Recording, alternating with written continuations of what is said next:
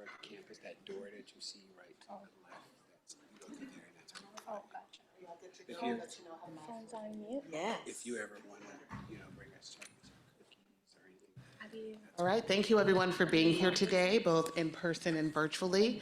I'm Mariah Bruce, I'm the Senior Manager of Workforce and Economic Development, and I am very thankful to be able to welcome these professionals from Kaiser Permanente, one who is a CCC alumnus, to be able to share more about the career opportunities at their organization and how to progress. Just a little bit of housekeeping for those of you who have joined online. Definitely remember to keep your audio muted during the presentation. And as questions come up along the way, for sure enter them into the chat. I'm sure we'll have time for Q&A, and we'll be able to read your questions to the panelists as they come up. So with that, I would like to welcome our panelists from Kaiser. We have Dion Lien, who's a licensed clinical social worker. She's a social services manager. We have Corrine Turner, who has a master's in public health, and RD. Registered dietitian. Is a registered dietitian. She's a care experience performance improvement consultant. James Alexander is a chief engineer. I'm not sure if you considered an engineering career at Kaiser, but you should. And Nicole Barnett, who is the chief operating officer, the chief nurse executive, who's also an alumnus from Contra Costa College. So I will turn it over to our esteemed professionals here. Thank you. Thank you so much, Mariah. We are so excited to be here with you guys today, just to talk about our careers in healthcare, answer any questions you have about pathways, how we got from where we started, and for me, that was right here at Contra Costa College, to where we are today in our careers. We also want to share with you a little bit of just inspiration about what working in a hospital is like. It's not all about doctors and nurses. There's a whole lot more that goes into taking care of patients, taking care of our communities, than just the clinical care that happens. While that is important, and that's what people come to us for, there's so much more that wraps around providing safe care and a safe environment for everyone we take care of at our hospital. So again, I'm Nicole Barnett. I'm Dr. Nicole Barnett. I have my doctorate degree in health sciences. I am a professor of nursing and public health, and I've had the privilege of teaching here at Contra Costa for many years, and also welcoming nursing students to our hospital at Kaiser Richmond. From the time that I started at Contra Costa College, when was that? It was 19 something. It was not 2000s. But I just love this campus. I love the way that I was supported as a nursing student, the encouragement that I received, the wonderful faculty that were here. Always loved the culinary program, so we never missed a meal. It was absolutely awesome. But it's just so meaningful to come back and to share with you guys here today. So with that, I'm going to let the rest of the panel say a few words about themselves, and then we'll open it up for some questions from you guys. Okay? James? Oh, okay. Well, I had a whole speech prepared, so I'm Go for it. going to read mine, okay? So I just want to let you know a little bit about the trades. There was a study done a couple years ago, and 24% of the skilled trade labor is 55 or older. That means that there's a lot of people retiring between last couple years and now. So when I talk about the trades, I'm talking about plumbers, electrician, boiler techs, sheet metal, HVAC, locksmith, elevator mechanics, welding. So the average apprenticeship starts at about $25 to $35 an hour. Now, apprenticeship is where you're basically paid to learn a trade. So if you're an electrician, they're teaching you in school, and then they're teaching you on the job. So the average one starts between 25 and 35 per hour. A little bit about me. I was told that I had a learning problem. I was told I was dyslexic. I was told I had ADHD with all the letters, right? But the trades gave me something to be able to focus on, something where you started, and my brain, because I'm an engineer, right, it works A, B, C, D, right? If you give me A, B, C, D, I can pretty much figure out anything. So these trades, that's what they give you. So if you need something, sometimes when people are hyperactive or you like to see a finished product, the trades are a really good way to go. I graduated from my apprenticeship. It was a while ago. I made $35 an hour, and I thought I was rich. I started at $15 an hour. By the time my apprenticeship was up, because you get incremental raises, I made $35 an hour. I went to Vegas. I bought a new car. I thought I was rich, right? And that was many years ago. My guys right now, my stationary engineers, make $54 an hour, right? So when you're looking at things you want to do in your life, you got to think about, I raised 3 kids. They all went to school. I paid for their school and everything. When I retire, if I keep going on this path, my retirement would be about 11K a month. My retirement would be, right? So you can look at careers, but look at what my employer, Kaiser, pays my retirement. I don't pay into it. I make $13, $12 an hour in retirement, not my salary. That's what the unions bring to you.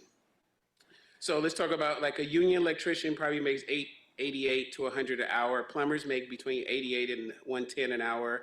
Sheet metal workers, $60 to $90 an hour.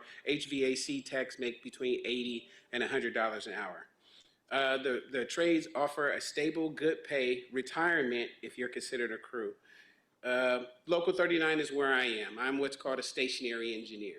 Most people don't know that. You see a guy walking around in a uniform, and a lot of people assume that that guy doesn't make that much money. That guy could be making over 100 grand. So if you go to an office building in San Francisco and you see a guy walking around with a bunch of keys, he's able to feed his whole family. So ours is Local 39, stationary engineer. What that means is that I can do plumbing, electrical, HVAC. I can do everything at one site, right? Wherever I'm contracted to be. I'm contracted at Kaiser. I can work on everything without being an electrician. But we go to school. That's what our apprenticeship is. You take electricity in school, you come to me, and you're working for me, I make you learn electricity. You would take boilers in class, you come back and you go, hey, I'm in boilers. I put you in the boiler room. So you actually learn and actually touch what you learn. And then when you turn out as a journeyman, so you get a percentage. If I think it's 40%, right? So you start out 40% of 54 at this moment, right? And then after the first year, you get a raise, and every 6 months you get a raise as you go through school. Then you turn out as a journeyman, and you're, yay! So if the apprenticeship test, there's a couple levels. There's utility engineer. You don't have to know anything. It's an entry-level position. You get in, you help the engineers, you clean up stuff, you pick up my tools, you climb the ladder, you crunch in the ceiling, you're just a grunt. Then you become an apprentice. Now you go to school for 4 years. Then you become a journeyman. And then we have an assistant chief. He helps me, keeps the crew together. And then you have the chief me, who runs the whole engineering department. Can you say a bit about how you help people get careers by starting So I started in security, and my first job was security. And so I saw the guys driving new trucks. I said, what do they do? And somebody said, they're stationary engineers. I was, what does that mean? They stand in one place and fix something? They were like, no. So then I learned about the trade. So I became a utility engineer. I basically went to the chief's office every day and said, can you hire me? Can you hire me? Can you hire me? Can you hire me? And he got sick of me, and so he hired me. And then I got my apprenticeship, and then I've been a journeyman, and now I'm a chief engineer. So I care about people who will struggle and fight for what they want. So I've hired 2 guys from security and made them into utilities, and then apprentices, because I like people who really want it, you know. They're happy, change their lives. One from housekeeping. And one guy from housekeeping, one guy from security. I hired an electrician. So I had a guy that was about to retire. I give people chances that nobody else would get, because this trade is about your effort. It's about you wanting to see something completed at the end of the day. And if that's something that's appealing to you, we have our apprenticeship this year. So it's an apprenticeship test that you can take in San Francisco. And you take the test, you get on the list, and somebody can pull you off the list. And you don't know where you're going, but you'll be an apprentice somewhere. And that test is usually in San Francisco, and it's usually a pretty big deal. But so as our website is local39.org. You can check it out, see when the test is, sign up for it, and become, an apprentice and join the trades. Stationary engineers with overtime, I have two guys who made over 150,000 with minimum amounts of overtime. Everybody's covered in your family. You have 10 kids are covered. As far as insurance is concerned, you got optical, you got dental, you have 401k, you have retirement. I personally have over 360 hours of vacation time right now. I have 290 hours of sick time. I don't call in sick, and I usually don't take many vacations, but I should. But these are the benefits in today's society that are really going away. The trades are like one of the last places, and you can take your trade anywhere you want. You learn HVAC here, it's HVAC. A motor's a motor, a fan is a fan. That takes you anywhere you want to go on the planet. With the stationary engineer, you can work in schools, you can work in hospitals, you can work in high rises, you can work in any place that needs something fixed. Side hustles. I don't know. We're going to talk about that. Everybody has HVAC at their house, right? You can go fix your friend's boiler, their heater, their plumbing. So there's unlimited amount of money. You basically make, when you have a trade, you make how much you want to make. That's all I have. Thank you. We'll go to Dion next. Hi everyone, my name is Dion Lean. I'm the social service or social work manager at Kaiser Richmond. I have been with Kaiser for about 2 years now. I'm originally from the East Bay. I grew up in San Lorenzo. I was the first in my family to go to college. I went to Berkeley. And then I got my master's in social work and then later my license in clinical social work. And I chose social work because I knew that I really wanted to help people, but I wasn't cut out to be a nurse. So I pursued social work. I worked in some community programs where I was doing home visits. I worked in some health clinics, and then all of my old coworkers left to go to Kaiser, and they said, "Why aren't you going to Kaiser? Why aren't you going to Kaiser?" So I applied for a weekend position just to get my foot in the door as a medical social worker in the hospital in Oakland, and within 8 months I was off. I put it out there that I wanted to move up or get more hours and move them into a leadership position, and they had a manager position in Richmond, and they asked me to apply, and I got it. And that was in 8 months. So one of the great things I love about Kaiser is that they really support their staff. There's lots of room for leadership development. And because there are so many facilities, there's always opportunity for you to move around and move up. And then also to get support from your coworkers. So I get a lot of support from my social work managers in other Kaiser hospitals, from my team in the hospital that I work at. I think I'm sticking with Kaiser for a long time. But if there's any questions you have about social work, mental health, and the pathway there, let me know. I'm happy to answer. Hi everyone, my name is Karen Turner. It is spelled Karen, but pronounced Karen. I am a registered dietitian. This is actually my second career. I came out of school, and I'm Canadian from Southern Ontario, and I came out of school as a writer, and that's what I wanted to do, and ended up in the IT field as a technical writer. And not to age myself, but I remember working with a company, and one of our projects in IT was to get our website to take credit cards and testing. And so that's now a given, but that's where I moved into, but didn't see a pathway for where I could grow. And so I really loved nutrition just in my personal life, and so I thought, take a weekend course and become a dietitian. And when I did research, it was a full degree. It was a 4-year degree. I already had a 4-year degree, and so in Canada, I'd have to take another 4-year before moving on to master's. So that's actually how I ended up in Southern California, was because they would take my prerequisites from my 4-year, and then I could proceed with my master's. So that's how I ended up in the States, in California. and I wanted to just be a clinical dietitian, bedside only, and did not want to do management, but that is where I ended up. And if there's one thing that I want to echo that James said, which your presentation was so good, James, with all that information, there are so many leaders within nutrition who are retiring. And so someone who knows who is a registered dietitian, especially here in California, it is a requirement for anyone who is leading a nutrition services team to be a registered dietitian, to be responsible for the dietitians and the food service aspect. There are a lot of people who love being managers over the clinical dietitians, but the leadership for both food service and clinical, that's really hard to find. And that's an area that that's the area that I have been in my field now for about 16 years, 17 years. What I also love about healthcare is all of the emerging opportunities. So I'm a registered dietitian, love that work, but I'm in the role of a care experience consultant, performance improvement consultant.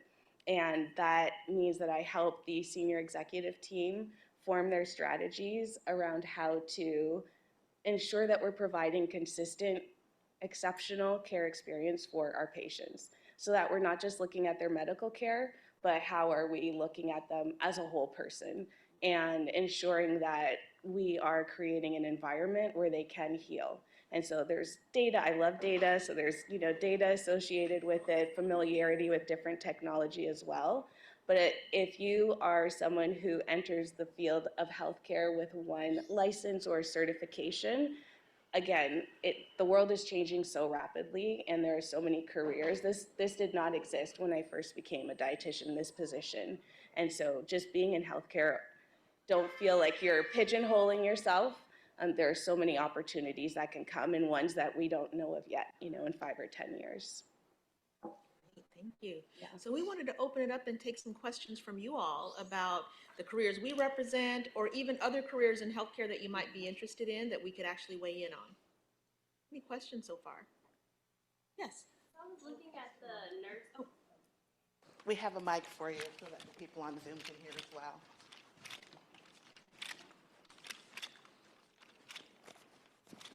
Thanks for waiting. So I was looking at the nurse residency program for new nurses, and I was wondering, do you think that would be like a great pathway into it, like for a person who doesn't have connections, no RN experience? Yeah, pretty much that. Glad you asked that question. So the nurse residency program is for individuals who've completed nursing school, and now they've graduated and they need what we call a new grad program. They need an entry into the workforce program.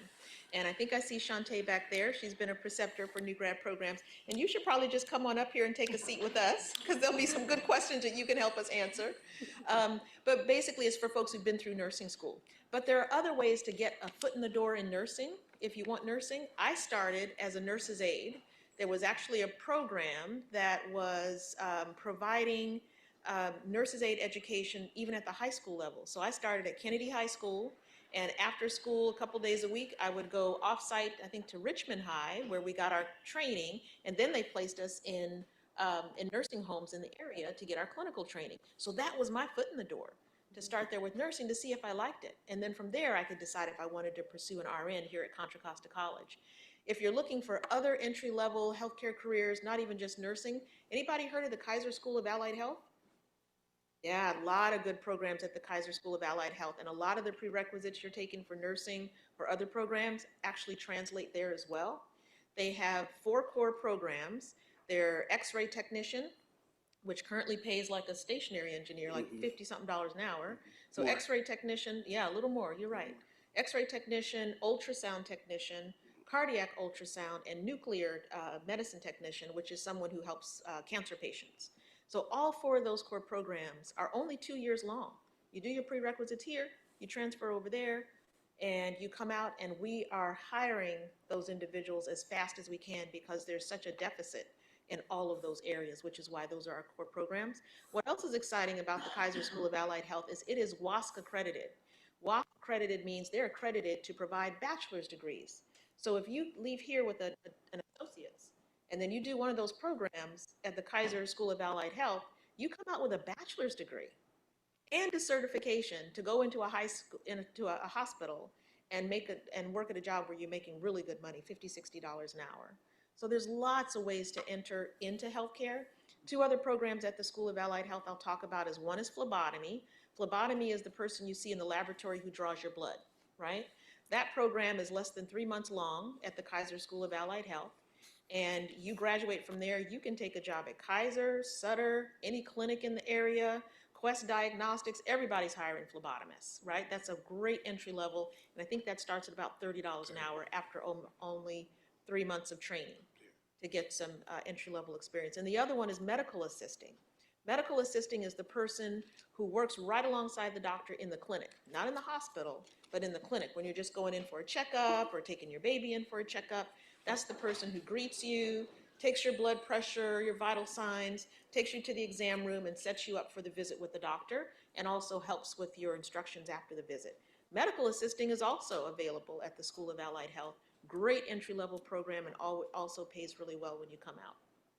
So lots of ways to kind of put your toe in the water, and then wherever you start, we want to see you in our nurse residency program at the other end of it.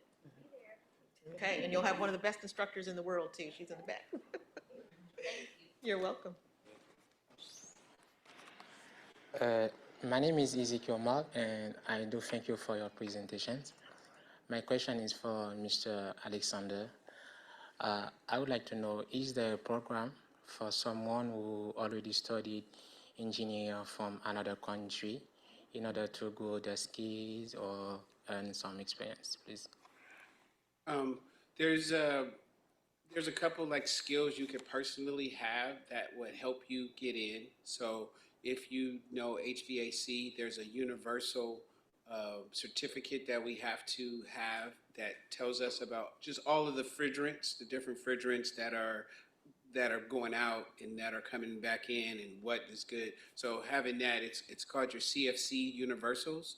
So having that helps you get in the door. But just basically applying for either a utility engineer position, and then or applying for a journeyman position.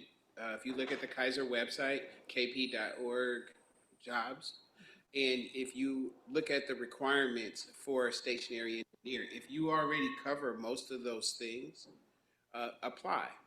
And we interview you, we like you, come on in. So there's, like I said, there's 3 levels. There's a utility, there's an apprentice, and there's a journeyman. So if you have the skills, you can skip over some of those positions. The best way is to just apply. Check the website, utility engineer, apply for it. And if you're overqualified, then we would talk about the journeyman aspect of it. Our union hall is in San Francisco. There's list of jobs there. There's right now, I pulled the list not too long ago. There is 50 jobs making over $100,000, and we have nobody to fill them. And I'll just give you my information, and we could talk later. I'll help guide you. See the hand in the back? Oh.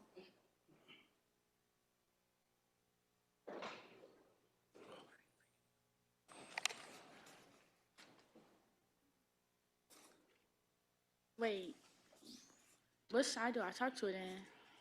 We can hear you. Oh, my question was, so I'm a medical assistant student at Unitech College, and I'm trying to find like an externship that I can work with pediatric in. Is that something you guys can help me with? So if you're looking for an externship, that means that Unitech would have to help you identify a doctor's office in the community where you could do those hours. And sometimes they'll have you call doctor's offices cold on your own to see if you can find an externship. So if Unitech has a contract with the local Kaiser, they will accept students from that particular Unitech. So the question is whether or not our particular Kaiser in Richmond or wherever you want to go has a contract with Unitech. And we can certainly look into that for you to see if that's available. But the school should be helping you understand where the contract applies. So Unitech might say, here's the hospitals and clinics where we have a contract for you to go and seek an externship. And those are the places that you should be looking to call to set that up. So are you in the program right now or just finishing? Yeah, I'm in the program right now. I don't go on my externship till August, but they were saying like if we want like a specific like field to work in our office, like we can call around and see. But if we don't find one, they automatically just give us one. And Ferturo Health is actually through Kaiser. So I was seeing if I could just do my externship at Kaiser because I want to work in the pediatric field. Are you a Kaiser employee right now? No. Okay, because there's a pathway if you're a Kaiser employee and it's a Futuro Health program, there's a pathway there. But I'd be happy to talk to you afterwards to see if we could help you find some pathways. But and this is just in general for everybody. Any school you go to for any clinical training should be working on your behalf to find you your externship because all of us have to get that hands-on training with patients, right? That school should be taking the first step into connecting you rather than having you make cold calls. But we can help you.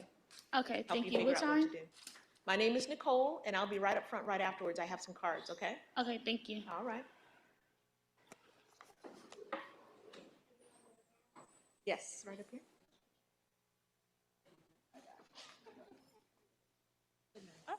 Thank you. Hello, my name is Karen. I'm in the nursing program here, and so it's my cohort back here. CCC Nursing. Yes. So my question is, when's the best time to apply for the residency program, like after graduation or after retaking NCLEX, and how many students usually get accepted, in the residency program? So I know there's more than like 20 locations, but I was just wondering how many usually, and when's the best time to apply? We literally fill hundreds of jobs through the residency program every year, hundreds of jobs. But we're talking about all of Northern California. Okay. So from Fresno to Roseville, filling nice. hundreds of jobs, right? So there's a level of flexibility required on the part of the applicant. To know when to apply, we want you to apply as close to graduation or thereafter as possible. Okay. Applying to a nurse residency when you're third semester is not going to get you a position because you have to be close to having your license in hand. Before you interview, they want you to have the license in hand, so think about your timing in that way. So you will have graduated, you would cite for your license, and then have your license in hand.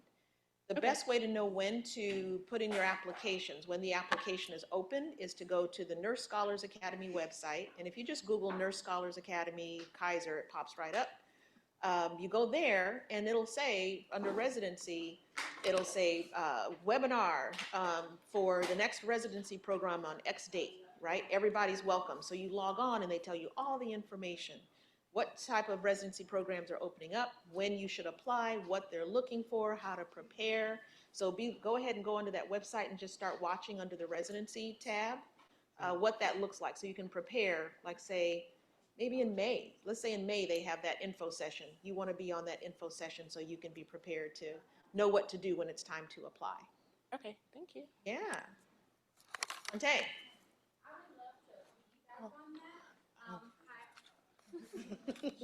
Should have came up. Thank you.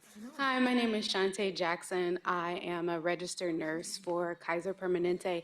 I also work with Nicole outside at College of Marin. I'm a nursing instructor as well.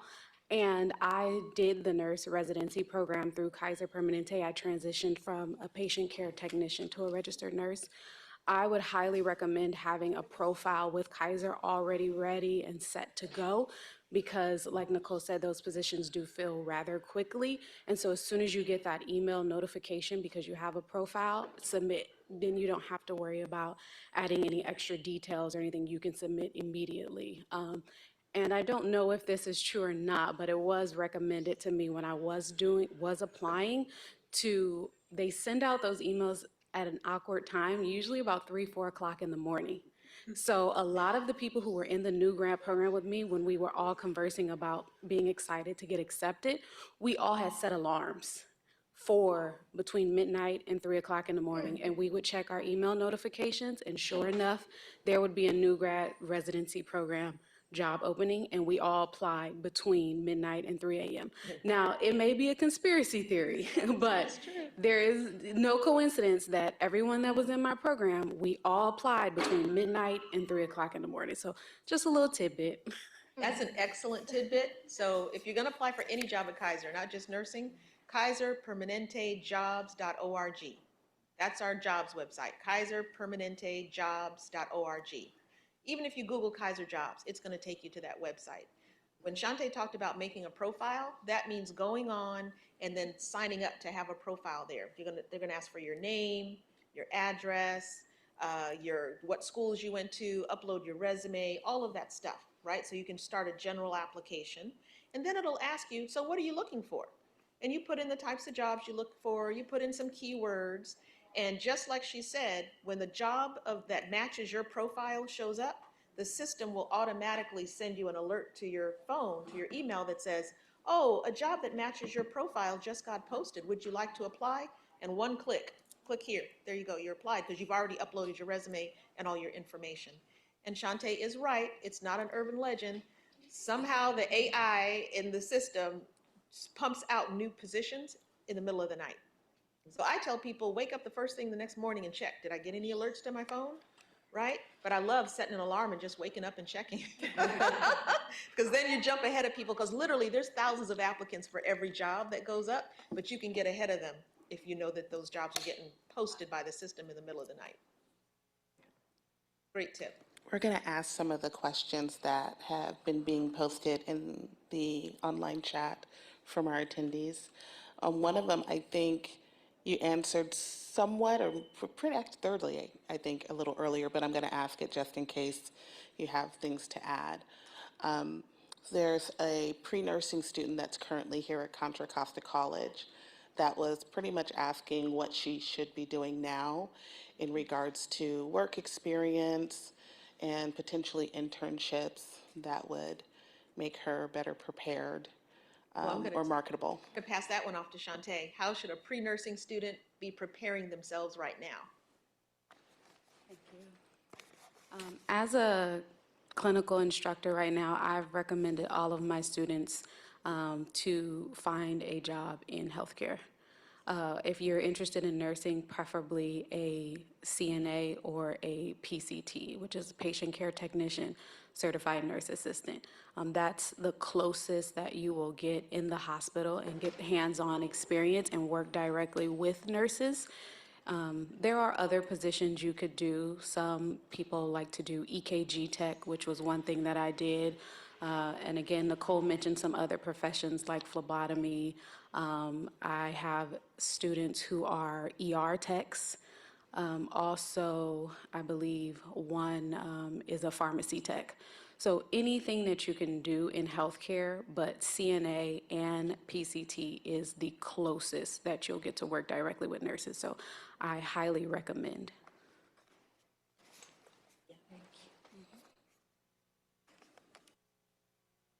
Okay, one of the other questions from the chat is from somebody who said, I've tried many times to register as an electrician in JATC, but they did not hire me. So maybe providing some tips on how to get hired if you've applied for positions before. When it comes to the trades, it is a lot of who you know, and it's a lot of how tenacious you're going to be. Don't accept no as an answer. Show up to the union hall. Let them know that you're interested. I mean, they're going to be as into it as you are. It's hard work, you know. Talking to other electricians. If you see some guys who are electricians, talk to them. When I wanted to get into the trades, I just went and talked to guys and said, "Hey, what can I do?" You know, I did cold calls. My friend's son, 18 years old, walked into a HVAC company and said, "Hey, I'm tired of getting in trouble. Can somebody help me?" They brought him on. He went from getting in trouble to being an HVAC apprentice. You know, but he asked. All the trades are hurting for people. You see a construction site, walk on, start as a laborer. Show them how you can get down. Show them what you're made of, you know, make the friends. It is a little hard, but it is getting better because so many of the old timers are retiring and new people are starting to come in, new faces. So we do have to break those barriers, and it is who you know, and it's who you are. The security guard that I hired as a utility sat outside my office every day for like 6 months. And eventually, when I had a position, I hired him. Because if you're going to show me that kind of dedication, I know that you're going to be good going forward. And now he's one of my best workers. So I did the same thing. You know, I bugged the guy every day. Don't bug me every day. But, that's my advice. I think no matter what you're applying for, don't be a passive applicant. No.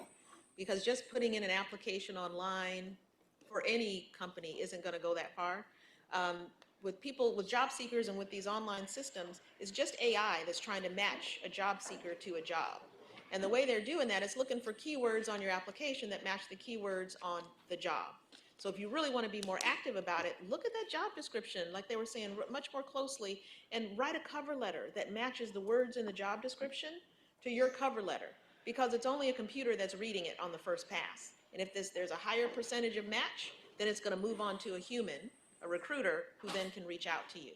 So whatever job you're applying for, clinical, non-clinical, anything, just make sure, take the time to do a cover letter, match the words to the keywords in the job posting so that the computer sees you as a match and you're more likely to get a call back. Don't just spread the world with resumes. I have a question to add before we get back to the other questions. So what would you say, or what insights would you all have for someone who maybe didn't want to go for a particular career because it seemed like it was dominated by one gender or the other? Do you guys have any thoughts or insights around that? As far as engineering is concerned, no, as long as you can do the job, nobody cares. If you could climb up the ladder and get it done, nobody cares. in what I've noticed, I've noticed that a lot of times women don't apply, but they might have that desire, and I've always told them to apply. It's about skills, confidence, and being able to do the job. You know, at the end of the day, if I don't have to worry about the repair you did, I'm happy. And most people are like that in the trade, but they are primarily dominated by men. But the women that I do know are very successful. I worked at San Rafael Kaiser for 12 years. We had a woman on the crew, and she ran circles around some of the guys. Yeah, you know, so. I can speak for social work. Most of our social workers are women, and as a manager, I do look for male applicants just to switch up the vibe in the office, and it adds a different perspective to the team. So for folks who are nervous about applying because it's dominated by one gender, I think that's even more reason to apply, to represent, to be part of the team, and I think the managers are looking for that diversity. Yeah, I was gonna say as well, with the focus on equity, inclusion, and diversity, it's of course from a team perspective, but also we want our team members to reflect the patients and the community who we're serving, and we don't just serve one gender. So don't let that pass by. Definitely dietitians as well. 99% are identify as female, but that does not mean that, you know, there isn't a place for everyone. And also talking about from the perspective of race as well and representation, especially as we talk about how we share medical information, education in a way that is meaningful to the patient and in a way that they feel like, yes, I can take this home and do it, rather than I have to flip my entire life upside down in order to comply with these recommendations, and chances are that they do not. So whatever the field looks like, don't let that stop you from applying, because there's a patient waiting for you to be able to serve them. And another thing I want to add to that, the reason I work personally for Kaiser, I can work anywhere. I can work any high-rise building. I can work anywhere. I've been doing this since 1999. I work at Kaiser because it was one of the first places that let all races work. And what Kaiser cared about was who's the best for the job. Especially Richmond has a big history of that. I see people who look like me in meetings. I see so much diversity. My crew is the coalition, Rainbow Coalition, everybody. And that's the only reason I work for Kaiser. And it's the only place I'm gonna work because I appreciate that. I know the history and that kind of stuff. It's very a place where if you working hard, you can go as high as you want. My one of my best friends started in the mailroom, EVS, which is environmental service, engineering, director. He's Matthew. So he's what's Matthew's? Support Services Administrator. So Support he's an service. executive. Yeah. Right. Yeah. So I think his bonuses is cars. Right. He can buy cars with his bonus. He came from the mailroom, entry level position. Right. So it's a pretty good company. And nowadays, I know you guys all know this. There's not a lot of companies where you can start and do your whole career. Right. That's kind of going away. People work in one place for 30 years. Everybody at Kaiser's been there forever, right? I personally has been there almost 15 years now. I came from the city. I would work 2 years at a building. I would get bored. I know all the repairs. Here, I'm never bored. It always changes. And I know that there's a future. You can plan things from this job. And if you, you could start one way and you could look over and see somebody doing something else and go, hey, I want to do that. And they'll give you the opportunity. Yeah, very true. Thank you for that. You got two questions? We're going to do one more for the online chat, and then we'll switch back to the room. This question was directed to Nicole.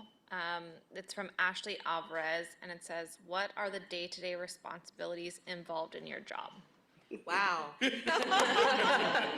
We can break it down day to day, week to week, month to month, or year to year. But it's huge, and I'm very proud to be in this role. I'm the Chief Operating Officer, which means I'm in charge of all things that support the operations of the hospital that are non-clinical. Everything James talked about, all of the services that just make the building run and keep it there and available and safe for people to do their work inside of. And then I'm also the Chief Nurse Executive, which means I'm in charge of all the clinical services that happen in the hospital, whether it's doctors, nurses, social workers, dietitians, everything. So to have both of those hats, sometimes I have to remind myself from which perspective am I answering a question or tackling a problem. What I'm also responsible for under the COO hat is what we call hospital flow and management of resources. So when we look at Richmond, you have one acute hospital in West Contra Costa County, just one. We're all that's left, but we have a community of over 275,000 people that we have to serve. So then I've got to think about how do I efficiently and safely make sure every person who comes for care gets what they need and gets to the right level of care, whether inside of the hospital, at home, or in the continuum, meaning a skilled nursing facility or a board and care or whatever, and how do I reduce the unnecessary impact to the hospital so that we can conserve our resources for the people who really, really need it. That's the biggest part of my job, making sure that that little hospital stays alive and stays safe and stays available to this community. Some people think, oh, I can't go to that hospital because I'm not a Kaiser member. That's not true. The emergency room door is open to everyone, and by law, we are required to treat, assess, stabilize, and treat every single person that comes through that door. And that means that you don't have to be a Kaiser member. You're going to come to that door, we're going to take care of you, right? And we're going to figure out what the next step is going to be for you. Our social work team is so skilled. They make sure that whatever the barriers are to care, I know you guys have heard of the social determinants of health, whatever those barriers are to care that that person is and that family is experiencing, they help to remove those barriers and provide folks the resources, regardless of whether or not they're a Kaiser member, to make sure that they have what they need to stay healthy at home and out of the hospital. So that's the biggest, it feels like the most onerous piece of my job is that hospital flow, preserving the resources, and making sure that one little hospital can continue to serve this community effectively. I would like to add that at most hospitals, those are two separate positions. Yeah, I should be getting 2 checks. but I still love it. I grew up in this community. I went to Kennedy High School in this community. I started as a nurse's aide in the 11th grade and worked in this community behind Giant Hamburgers in San Pablo, where, yeah, that's where I worked. I had the best high school job. I made good money. You know, my friends had other jobs, and, you know, I thought I wanted to work at McDonald's. That would have been a great job, but being a nurse and being able to directly impact somebody and take care of them, it was awesome. It was awesome. And then that gave me a view into what it could be like to come here to Contra Costa and get my RN. And that was the beginning and the foundation of what I get to do now at Richmond.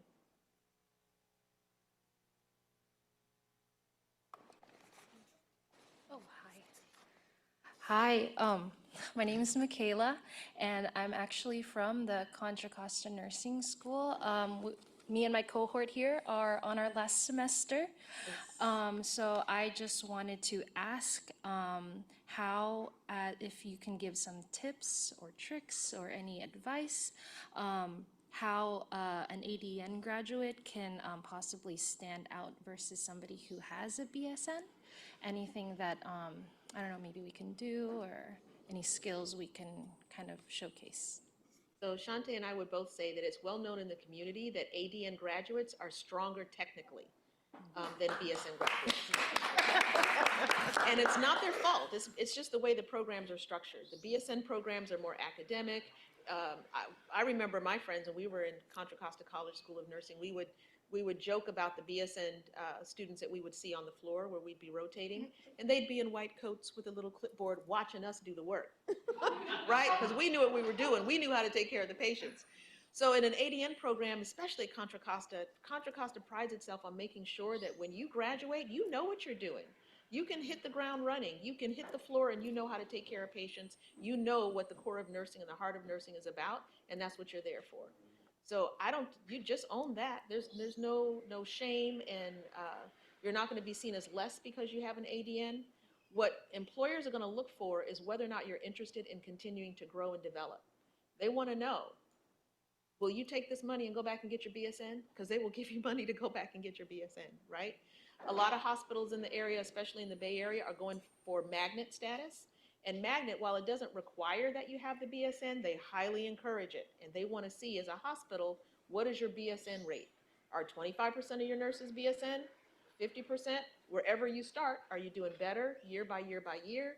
And now Leapfrog, which is a major quality organization that looks at hospitals around the quality that they provide to patients, they're now asking how many of your nurses have a BSN.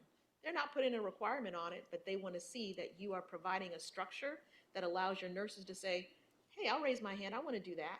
But the hospital, an organization, is going to help you get there, whether it's money, whether it's coaching, whether it's mentoring, whether it's flexible schedules. How are you helping people get to the BSN? And then even beyond, because we want to see you get a doctorate. You know, we want to see you take all the steps you want to take. So yeah, just own that. You have an ADN, you got a solid foundation, right? But just be prepared to say in your interviews, yes, and I want to continue to learn and grow. The other thing Contra Costa will offer you, and College of Marin and other community college programs, is they'll offer you an opportunity to articulate your BSN with your ADN while you're still in school if you want to. You got the time to do it. Great to take advantage of it, but just know that it's available to you whenever it's right for you to pursue it. Yeah.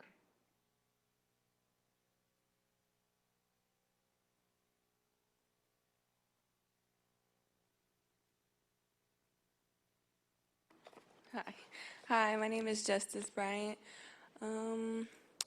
My question is, because I pursued medical assistant in phlebotomy, I'm licensed phlebotomist, and I'm also pursuing the associate's degree in nursing.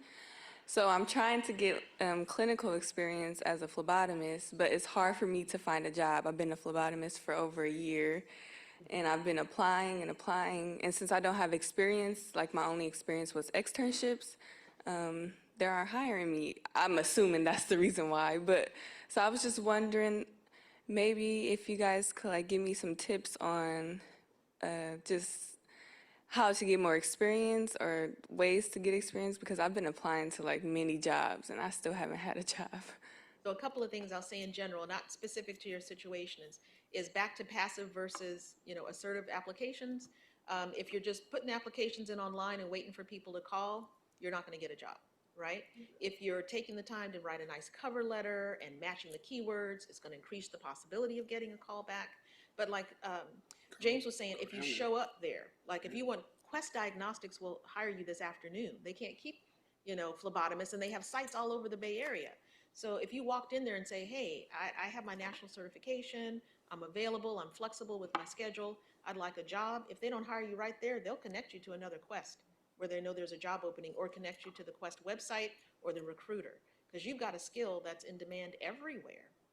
Yeah, everywhere. It's about how are you applying, and are you going out there and just making yourself visible and saying this, and are you flexible? That's the other thing. I have many people who tell me, I want to come to Kaiser, but I can only work Tuesday afternoons and Friday mornings and no weekends ever. Right? I can't help you with that. So the flexibility is also really important.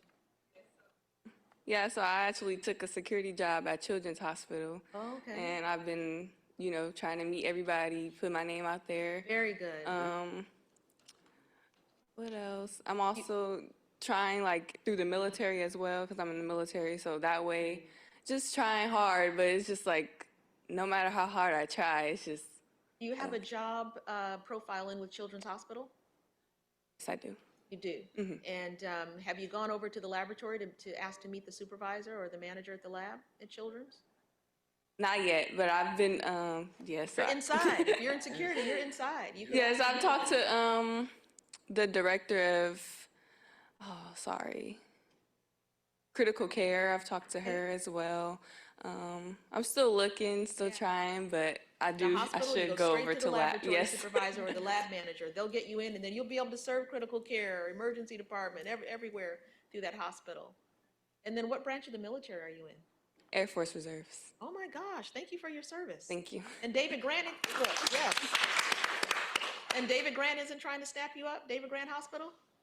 See, I'm trying to switch my job because I'm doing logistics there. So I'm trying to switch my job into a medical job. So that's a whole nother process as well. But I'm trying to get in at David Grant. So come get my card when you're done. Yes, I know some people there too. All right, we live thank you. near there. So a lot of people at David Grant. Thank you. Yeah. And I'm going to take this opportunity to plug career services. You all have access to them, and they will make one-on-one appointments with you and help look over and help you improve your resume as well with those keywords we've been talking about. So just plug. See a hand in the back there? Right, there's a hand in the back. Oh, there we go. My name is Liam. I am a biological sciences major for transfer right now. I'm pursuing it, and I haven't explored medical quite yet, but I am considering joining the Naval Reserve or the Air National Guard. And as a medic or a corpsman, what jobs are in high demand in the area that I can apply military training to? Military training? Like military medical training. Military medical training. Well, any medical training you can apply in the healthcare setting. It depends on which training that you have. If it is, from what you're describing so far, it sounds like ED technician. Shantae, do you think that's so? If he's a medic, that's probably closest to ED technician, right? Because they're trained like an EMT. Yes, he can apply, as far as I know, he can apply. There you go, emergency room technician. That'd be a perfect way to use your medic training from the military, so that you can get into the hospital and start doing some patient care. But you've got a biological sciences. There's a lot of directions you can go with that foundation.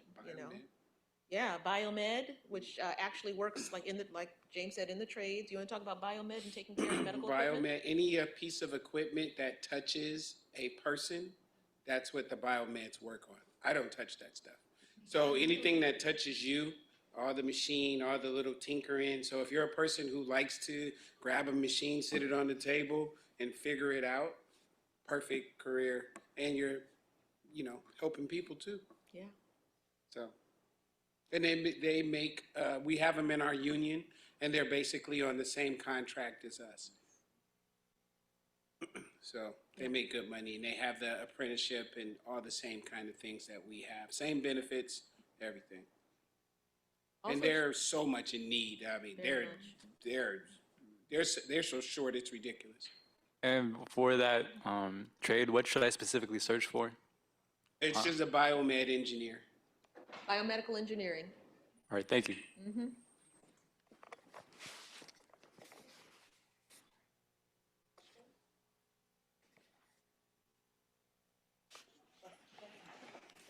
Hi again. I have specifically two questions if you're able to, and if you know about them. Number one, do you guys know anything about IT and healthcare, specifically in Kaiser? And number two, just in case, just to preface it, is there any tips and tricks regarding social care work if anybody's interested in pursuing that career path, how they would be able to go about applying or et cetera, if you guys are able to. Yeah, I got my foot in the door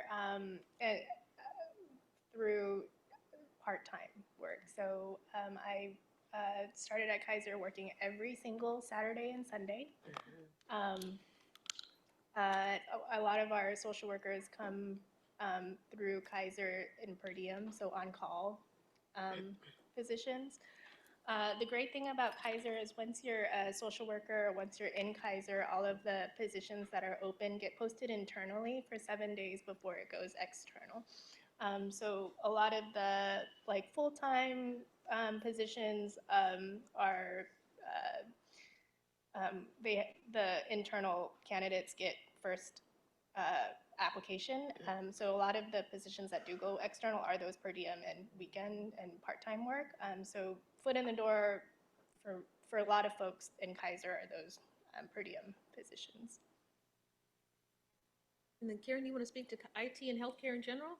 Yeah, it's one of those careers that I think a lot of people don't think about. Biomed, I know it's engineering, but a lot of the work is related to IT in terms of checking expiration dates and things like that. But you do have a wide range from setting up computers, just regular help desk support, software support, in terms all the way up to project management with bringing in new systems like the electronic medical record, doing that type of research and like system-wide training and initiatives. And so it would be the same kind of journey in terms of coming in. You're coming in an entry position, which will likely be running to someone's office because their computer isn't working, which is ironically the job that I had before I moved into healthcare. I was help desk as well as writing, technical writing. And so yeah, just running and providing support, and then working your way up into other positions. And again, that benefit of, especially if you are labor, you can bid for a position internally. So getting your foot in, yes, those every weekend positions are a grind, but as soon as there is so much movement within certain Kaisers as well, where dietitians or anybody is going into other roles. And so positions, part-time positions or full-time positions with better days and hours do often come up. And once you are in, it goes by seniority, and then you have an option to say yes or no. And we just go down the list, and that's how easy it is from that perspective. But yeah, wide range of careers within healthcare. One thing I also want to say to the lady in the back, when you take a security job or something to get in, we also have those kind of jobs at Kaiser. So you can take an EVS position, which is environmental services, and you're in the system and you can now see the current jobs that are out there. And we've seen a lot of people make sideways or up moves, and they're well-paying jobs. They just got a new contract. They make a lot of money. So environmental service, the operator services, Nutrition. nutrition. Yeah. Even don't we have volunteers too? Yeah, anything So- to get in the door. But like James said, once you're in, Yes. now you have bidding rights. You're part of the union, so Yeah. it's much easier to move. So if you see a job like Dion took every weekend, a lot of people pass on every weekend. Like, I don't want that. I'm going to wait for that cushy 5-day-a-week, no weekends job. Well, the people already in the system are going to have access to it before it comes to you externally. So take whatever you can get your foot in, and then navigate from there.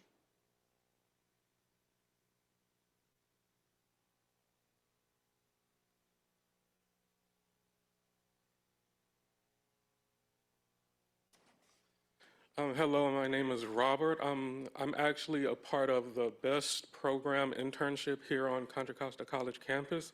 And through the internship, we've been doing a lot of lab work. I work across labs from here, Carnegie Institute at Stanford, and a research lab at UC Berkeley. The person who oversees the internship, his expertise is in plant science, but my question is there a pathway for me to leverage all of the skills that I've been learning as part of this internship into maybe doing an entry-level lab position, medical research or something like that? I've done DNA analysis, DNA extraction and analysis, RNA analysis, in just many kind of different lab projects that we've been, I took a step away from working in the lab right now to come to this. And so I was just wondering, is there a pathway for me to kind of get into a lab research position? So within Kaiser, if you continue your training and you become a clinical lab scientist, absolutely. So a medical technologist or clinical lab scientist would be the pathway for you. There you are. Clinical lab scientist or medical technologist, right? You have, again, those great foundational skills in biotech laboratory skill set that you can take anywhere. But those skills are in high demand in the biotech industry too. So there's so many small biotech startups as well as larger companies that would scoop you up for their laboratories as well. But if you wanted to go into the clinical route in the hospital, it would be clinical lab scientist or medical technologist. And would that be skills dependent or education dependent, as in would I still have to go ahead and transfer and get a degree in a certain like biomedical whatever, or could I just leverage the skills that I've already learned and then kind of just ease my way into that, even though I've been studying more plant science? Right, you would need that certification. You would need that certification and license for clinical lab scientist. And that's all, that's governed by our hospital licensure in the state of California and in other states too, that say for whatever role that you're in, you gotta hold a certain level of training, certification, or license. So if nursing, say I've been doing nursing type stuff for many, many years and I just wanna be a nurse at Kaiser, I would still have to hold an RN. I'd have to be licensed in the state of California to take that job. So it's the same in the lab. You've got a lot of great lab skills. And those are going to take you far in terms of getting the clinical lab scientist designation. So then you can go to any hospital you want to. You mentioned startups. Do you have any background on some of the startups that may be looking and they're interested in hiring maybe their own internships? I don't know directly. I know my daughter just got hired by a startup, which is she's really excited about. But I would just go and go online, look at Indeed.com, websites like that, Glassdoor, LinkedIn. There are a lot of medical research startups in this area, so it's the perfect area for that.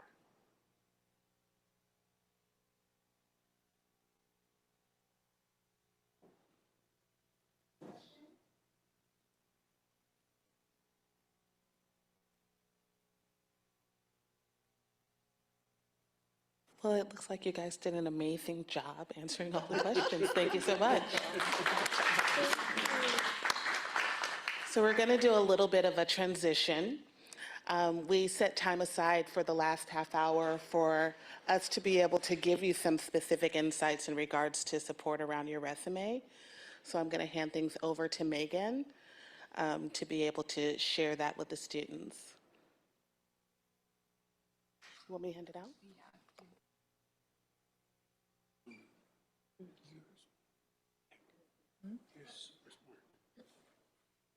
So are you. I thought you were like more, you smart more. Jeez. All started here. You know everything. I'm gonna call you when I'm doing my taxes. The best thing is don't sleep on Nicole. There's not one thing I've ever been able to ask her in detail. Super smart. Yes. Okay. Hi, everyone. So we'll do a little switcheroo here just to talk briefly about what we offer on campus to help you guys get ready to apply for these wonderful jobs and internships that they chatted about. So I'm Megan. I'm one of the program coordinators here with Career Services. What's being passed around to you is our resume packet. So it's a tool that we've created with the help of past students, past student ambassadors, and past students who have gone out and used these resumes to apply for jobs and internships. So we'll go over some tips and tricks for that. And then if you have any questions, we also have one-on-one appointments. Our contact information is there, and then you can also go on our website and go through Handshake to make an appointment one-on-one if you have any specific questions, or maybe you have been applying for jobs and not getting hired, or maybe you're not seeing something that sparks your interest and you're just kind of stuck in where to even look. We can help you with all of that as well. Okay, so some of the things that we'll chat about briefly, again, I'll try and be as fast as possible, is what is a cover letter and resume, some of the styles and different techniques, the purpose, parts, and properties, and then you guys just got the tools and some of the templates that we used and encourage students to kind of emulate their resumes around. Okay, so one of the things that the presenters talked about is what a resume is and how it can help you get hired. So essentially a resume is a marketing tool for you. So it's a snapshot of all your skills and accomplishments. And in this day and age, most companies or organizations are also using AI as a large part of this. So one of the key things that they talked about was these keywords. So we a lot of times tell students that if you have a job or an internship that you're interested in applying to, sitting down and finding what those key words are is a really great first step, so that you can then reverse engineer your resume to be reflective of the ideal candidate that someone is looking for. It's also an organized chart of, again, your history, and then most commonly it's your first impression. So we always tell students that a resume is most likely not going to get you the job, but it's going to get you an interview or get you to that next step to get you in front of that human being to be able to then have an interview, learn more about the opportunities at hand. Does anyone have any questions so far about that? Okay, great. Okay, so pop quiz. What is the average amount of time an employer takes to review an applicant's resume? Does anyone have any guesses offhand? Pop. What was that? 3 minutes, okay. Anyone else have a guess? What's that first initial time that an employer or recruiter takes looking at your resume? Less than 1 minute. Anyone else? 30 seconds? 30 seconds? Yeah. So the average is 6 to 7 seconds. So then people are like, again, why am I spending all this time doing a resume? Well, one, it's required. And two is because it is that first initial step. If you can get past that 6 or 7 second first impression by doing that keyword analysis, by making sure that you're matching up with the ideal candidate that an employer is describing, then an employer on average spends minutes looking at your resume. Then they're spending even more minutes calling you or emailing you to schedule an appointment. So again, we just tell this to, kind of a shock value fact, but if you can get past the 6 or 7 second first impression, that's what's then gonna help you get that job. So we really want students to focus on those steps. It's not just sit down and bust out a resume, it's to be intentional and methodical about how that resume is gonna then get you that job and what steps to kind of do that. Okay, so types of resumes. So everyone's resume is gonna look different. So even in the packet that we give you, there's 5 or 6 different examples, and none of them look the same because you and I have very different work histories. Maybe you have no work history at all. Maybe you've been in school for the last 4 years or even 1 year. So everyone's resume is gonna look different, and we tell students that there's no right or wrong way to do it, but there's ways to be methodical about it and how to leverage your skills. But the 2 most common types of resumes are gonna be chronological or functional. So again, these are gonna really depend on your skill set. That's why we really encourage those one-on-one appointments. The most common type is gonna be chronological, and this is probably most common for students, because what it does is show your progress over time. So perhaps that you're in school now, you're going to earn your degree at a certain time, and you're looking for that next step in your education. Or perhaps you're a different type of student, that you have a ton of work history, or maybe you have work history from your previous country where you lived in, or a different out-of-state position that you're trying to show off those skills and accomplishments to then leverage and apply to a job here. So there's some difference there in the resume types and styles, but again, there's no right or wrong. You just want to figure out what works best for you. So again, another reason why someone would choose a functional resume is you might have gaps in employment, change in industry, or to highlight a key specific skill set. And then different parts of a resume, which you'll see in the examples, are name, objective, education, qualifications, and experience. The reason that we even break it down bare bones to the name example is the most common silly thing that we see on students' resumes is that they will put contact information that I can't get a hold of you. I do student hiring on campus, and I cannot tell you the number of times every semester I go through the hiring process, a student has applied for a job, I get so excited because I think they're a great match. I go to call them or email them. Their email is full. They never respond. I get a bounce back message, or I go to call them and their voicemail is full and it's not set up. And I'm so excited as an employer wanting to offer them a job, and I can't get a hold of you. So again, those seconds, minutes of my time, I'm moving on to the next candidate. So again, it's a silly thing that we put on here, but we always just hound in our students to have proper contact information on your resume to make sure that an employer, when the time comes for them to get a hold of you, to put on your resume that it's appropriate and set up properly. Also, emails. Use a appropriate email, and when I say appropriate, we often see emails that are older or just they set up when they were in 4th grade. That is, prettyprincessunicorn@gmail.com. Things like that are just silly, and maybe that's what your email is, but maybe not the most professional. So if you can set up your email with just your professional email, your name @gmail.com, or things like that, we just encourage students. So again, silly things, but again, set you apart from other candidates. An objective statement is really great as well. So this, again, name at the top, your objective statement down below that. It just lets an employer know clearly what you're seeking, what your objective is. There's examples in the packet, tells them specifically what job that you're applying for, or what field of interest that you're interested in. And then next, after that, is your education. So sometimes this is hit or miss depending on if you've ever searched for a template online. Sometimes they'll do the experience section next. But for the sake of probably everyone in this room, first and foremost, right now, you're a student. So that's something that we always encourage you to move up to the top. And again, we're just keeping timing in mind. So if someone is spending 6 or 7 seconds, they're hitting your name, they're hitting your objective, and they're hitting your education. Those are probably the 3 things within 6 to 7 seconds that they're looking at. So again, if you're applying to a job that requires a certificate, that requires a degree, that is on a time frame, those are the 3 things that you're gonna wanna hit regardless of if an employer spends no more than 6 or 7 seconds on your resume. So again, we really encourage that to go at the top.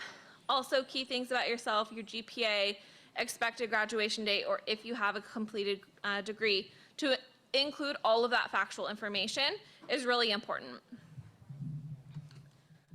So again, other things to note, you no longer have to include your high school information now that you're in college. A lot of people will just keep it on there. Maybe they're early into their college career and they've just had it on there for history's sake. Remove it. You're also always wanting to keep your resume to 1 page. So again, if you're thinking, how do I make this 1 page? Things from your high school experience can probably be removed. And then next would be your work experience. So again, that's probably gonna be the bulk of your resume, but that would be what we would consider 4th. And we just wanna be making sure that we're concise and consistent with things that we're listing on our resume. So making sure that we're including whether it was full-time, part-time, or an internship, The job title, dates of employment, company, and the location. Again, just provides factual information about the job and the job type that you had. And then listing your responsibilities. So you'll see 2 full pages of action verbs in that resume packet. And this is a really key thing when it comes to those keyword searches, those ways to describe yourself as an ideal client or ideal candidate. We see over and over again in career services, students trying to describe themselves with words and they just get stuck. So a lot of times in medical fields or helping fields, we'll have students use the word help 6 times on a resume. And in my eyes, that's really wonderful. You're a really helpful person, but there's probably better or more descriptive ways to elaborate on the work that you've done or the skills that you have. So that's what those word bank pages are for and can be really helpful. Also, tailoring words to specific industries. So there's a lot of industry jargon that applies to these very specific fields. So if you can include those on your resume, again, those are going to highlight you as an ideal candidate. It highlights your knowledge base just that much more if you can include those types of things on your resume. And then campus involvement. These are things that are, again, lower ranked on your resume. We say campus involvement, but basically any other extracurricular activities, awards, achievements, those would be kind of that last section on your resume. Most of these things are just wanting to show leadership qualities. Ideally, if you have them, they're great. If you don't, try and bulk up those other sections even more. But if you do have them, that's amazing. If you're, president of a club or a member of a club, what do you do that kind of involves you in your community? What makes you a more well-rounded person? This is kind of that last category that can help kind of summarize who you are as a person. And then this would just be a very generic example of what a resume could look like. Again, somebody might look at this and go, wow, this is really plain. But what it does is hit all the nails on the head. And this resume can go on to apply to lots of different jobs because it's really strategic and really concise. And again, when it comes to applying to jobs online, you're almost always hitting AI first for those 6 to 7 seconds, trying to get to a real person, make that first impression, hit all the details, and then you get to flourish in an interview and show off your fancy personality. But if you can't get past all of those first initial steps without a solid resume, you're probably not going to ever get to those interviews. And those interviews is what's going to get you that job. So a little bit more about community involvement. Another thing that's really important to note is a skills section. So skills sections are kind of funky in the sense that a lot of people think they're personal attributes. So a lot of times we'll review resumes and they'll say friendly, organized, good time management skills, excellent communicator. So those unfortunately aren't skills, those are personal attributes. And so those are what should be being identified in your work experience and not listed in a skills section. Versus a skills section are technical or tangible skills. So computer skills, professional skills, language. Are you CPR certified? Do you have a food handler's card? Are you an RN? Like what certifications are tangible things that are going to set you apart from somebody else? That's what we're wanting to list. And a lot of times this area, the skills section, will actually be already found in the job description. So if you look at a job description, 90% of the time, they've already listed out what skills they're looking for a candidate, and you can go ahead and almost replicate that if it, again, applies to you. Let's see, some of the, what we call soft skills for a candidate, a lot of times in these industries, trying to work at Kaiser, these are some of the other things that you're wanting to focus on. Again, keywords to be able to include on a resume or also include in an interview. A lot of those teamwork, leadership, problem solving. I think almost all of the panelists probably use these words while describing the work that they do from a day-to-day basis, especially like Nicole. Nicole wears, tons of different hats for the different jobs that she does. She's doing multitasking. She's having to make decisions. So if you can ever describe yourself again with these keywords, just makes you stand out more. You can kind of skip this one, except the point too, if you are describing your duties or your work history, to use the STAR method. Has anyone ever heard of the STAR method? Yeah, okay. Do you want to speak to it at all, or you just want to note it? No? Okay, perfect. So the STAR method just stands for how you would describe something. So a lot of times you're just kind of, blindly writing out what your job responsibilities are. But again, we're trying to be methodical.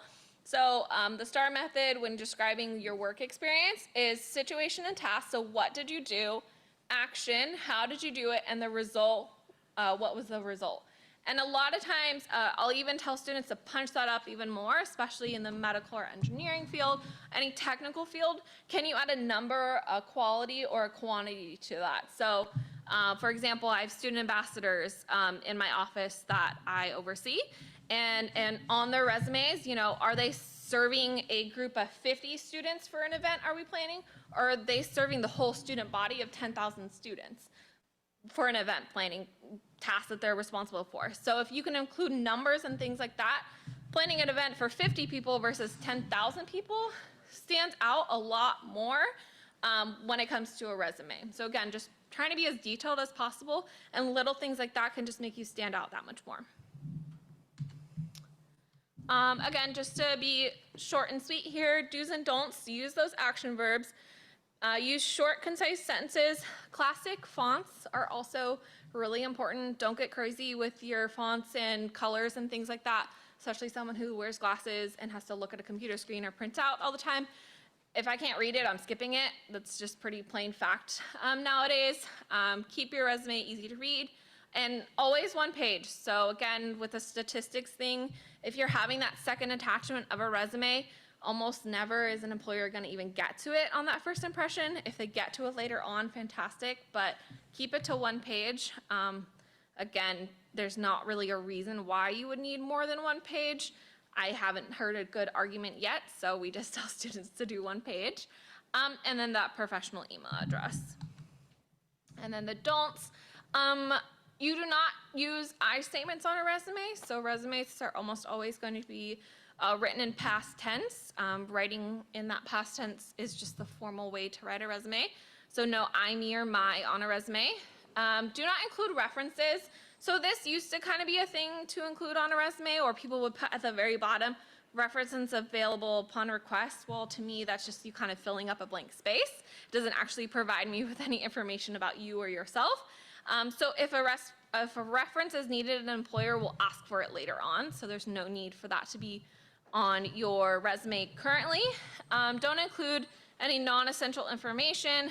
Don't misrepresent yourself. So if you were to get hired for a job and you told them that you have 6 years of Photoshop experience and your first job is to Photoshop something and you don't know how to do that, probably not going to be the best situation to find yourself in, especially in the medical field, I would imagine. Same thing applies. So don't ever misrepresent yourself.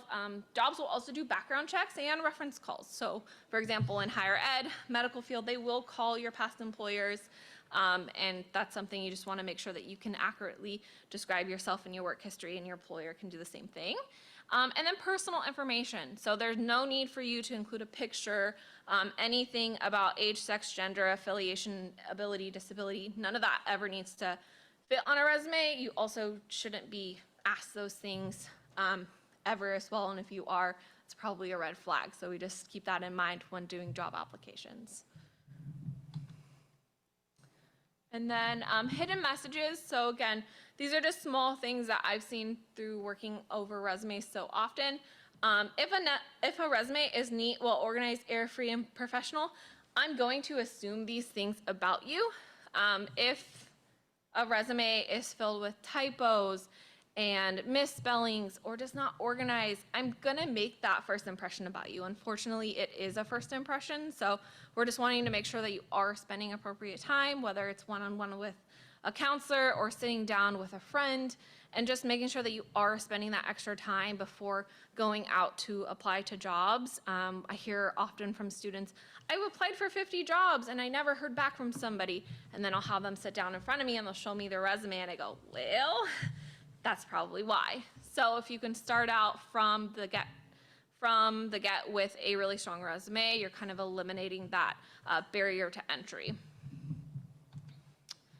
And then this is just to highlight, again, our career services. We're located in SAB 227, right above culinary, across from the food pantry. We are a drop-in center, open Monday through Thursday, 9 to 4, Friday remotely. We also have remote services Monday through Thursday. And then we do one-on-one appointments and a whole host of other things. Handshake is a really big tool if you are looking for jobs. So how you guys checked in and registered for the event is Handshake. There's tons of jobs on there. Also, I tell students that I can't help you if I don't know you. And the way that I say that is I get hundreds of emails a week from employers. And if I know who you are, I've met you, I even have just your email, I can directly connect you to employers. But if I don't have that entry, I can just use social media and my email channels that I do and mass produce, messages out. But if I have a student that is specifically looking for something, I get an email from an employer and go, oh, I just met with so-and-so, they'd be a great fit. I can connect you with those types of employers and things like that. So we really tell students the most well-connected students to our resources and on campus are our most successful students. So that's not a just plug for my office, that's a plug for all of our campus resources. Put yourself out there and get connected, and we want to help you. We want you guys to get jobs and internships and that valid experience. So if you have any questions, that's our contact information.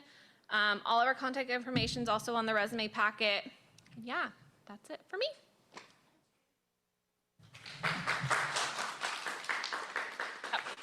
Follow us on social media if you don't already. Thank you so much, Megan. And we do have, I'm not sure if you saw, there's a pizza delivery. So on your way out, you can definitely grab some pizza. At the front of the room, Kaiser left a ton of swag. Yes. Feel free to take whatever you would like. And yes, thank you so much for attending. And our next Workforce Wednesday will be 2 weeks from today with East Bay Med. And we look forward to seeing you again then.